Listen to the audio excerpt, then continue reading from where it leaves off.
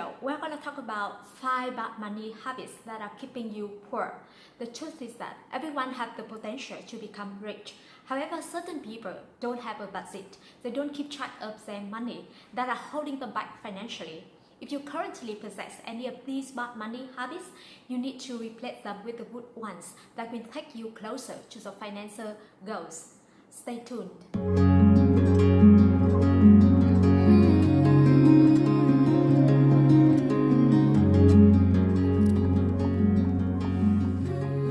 Habit number 1. Impulse buying. Impulse purchases are all about emotion, as Dave Ramsey says. We buy things we don't need with money we don't have to impress people we don't like. Impulse shoppers see an item on sale and they don't want to miss out. They want to have it immediately without thinking about whether they need it or not. I used to be a shopaholic. I chased after the chance, thus to fulfill my need to impress people. It was really exhausting. This is a pretty dangerous habit, as a lot of impulse purchases give temporary satisfaction. Now, I don't want to spend on things just because it is based on my ego. Instead, I spend on things that bring me joy, happiness, and value. For example, a short vacation with my family to strengthen the family bond. So the solution for habit number 1 is that whenever you want to make a big purchase, wait a day and see if the next day you still need it or not. I'm sure that 90% of the time you don't. Say this affirmation to yourself: I only buy what I need, not what I want. You will be much more conscious buyer and give up bad money habit number 1 for good. Habit number 2, spending more than you earn. It is no secret that spending more than you earn is bad for your budget. Let's talk a little bit about Parkinson's law. Parkinson's law is the old adage that work expands to fill the time available for its completion. A derivative of Parkinson's law is that expenditure rise to meet income. As you earn more money, you spend more money. That demands will consume all of the money you have. You need to break the Parkinson's law by setting limits on the amount of money you have available for spending. As far as I know, too many people treat their credit cards like future money or free money. That causes a lot of overspending. So the solution for habit number 2 is that as soon as you get paid, setting aside 20% of your income and put it towards saving and investment accounts. Then you are free to spend whatever dollars you have left. Habit number 3, not budgeting or spending without a plan. A budget is a plan for what you will do with your money, what is coming in, your income, and what is going out, your outcome, your expenses. You have to keep track all of the money you have. There's nothing wrong with occasional coffee at Starbucks or dinner at a fancy restaurants. But if you frequently eat out, you are likely spending a lot of money. When you live without a budget, it becomes difficult to navigate unexpected expenses.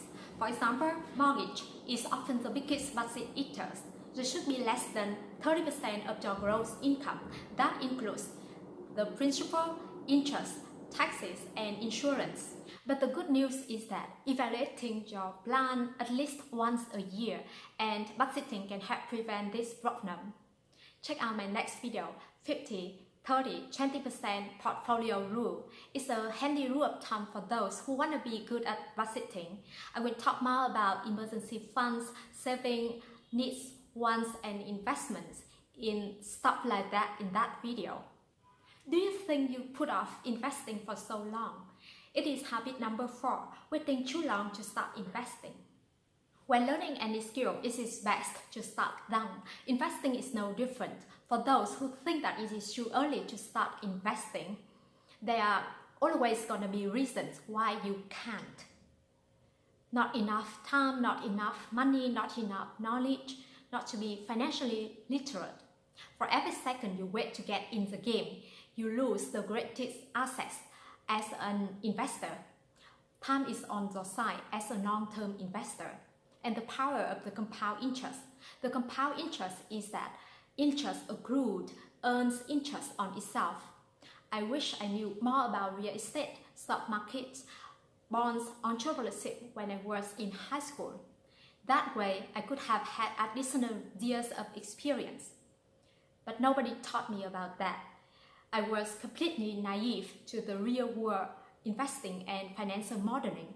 Investors who start young have the flexibility of time to take on risks and build wealth. So the solution for habit number 4 is that start investing as early as possible to give your portfolio more time to grow and gain more experience. And don't be too conservative when investing. The longer you put off investing, the harder you have to work to get to the point of financial freedom in the near future. Habit number 5, trying to keep up with friends who have expensive lifestyle. It's okay to have friends who have bigger budget than yours. A little dose of obsession with keeping up can be a healthy motivator to light up the fire and desire in you to be a better you. If your friends always want you to take phenomenal vacations with them or to hang out to luxury restaurants, just be authentic, to speak up for yourself and turn down invitations. It's out of my budget, I need to save money. They are the true friends, so they will understand later. You dream about one day you will become financially independent.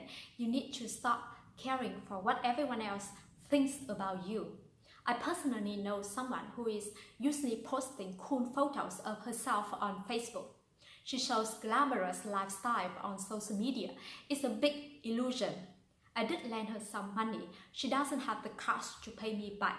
She currently has $35,000 in debt and has zero in saving and investments. So being intentional with your money and having a budget for them, houses, cars, furniture, technologies, these items can be expensive. Having cash in hand to pay these items in full can be a fabulous financial goal. Again, try to avoid these 5 bad money habits: impulse buying, overspending, not budgeting, putting off investing, and keeping up with friends who have expensive lifestyle or who have expensive taste. I'm Jenny. Let me know if you have cut any of these bad money habits out of your budget. And what are you willing to give up to get to the financial goal? The question is, are you gonna start working on replacing these bad money habits today, or are you gonna do it another time? Thank you so much for listening. Bye.